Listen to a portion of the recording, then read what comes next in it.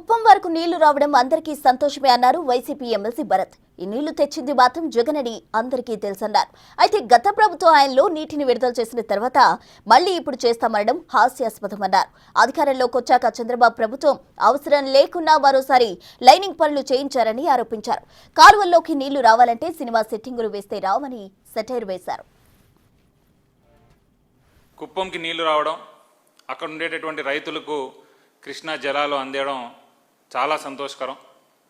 కానీ ఆ నీళ్లు అక్కడి వరకు చేరడానికి, కుప్పం నియోజకవర్గానికి కృష్ణా నీళ్లు రావడానికి కారణం ఎవరు అనేటటువంటి విషయాన్ని మాత్రం మర్చిపోవడం చాలా చాలా బాధాకరం. నేను కుప్పానికి నీళ్ళు ఇచ్చిన తర్వాతనే ఓటు అడుగుతాను అని చెప్పి మరి 2024 ఫిబ్రవరి 26వ తారీఖున జగన్మోహన్ రెడ్డి గారు ఈ ప్రాజెక్ట్ని కంప్లీట్ చేయడం జరిగింది.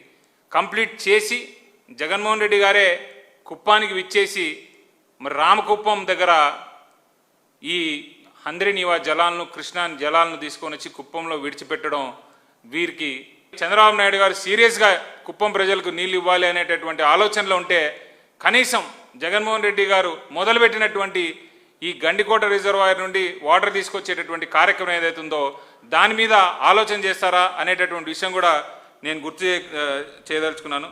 కుప్పం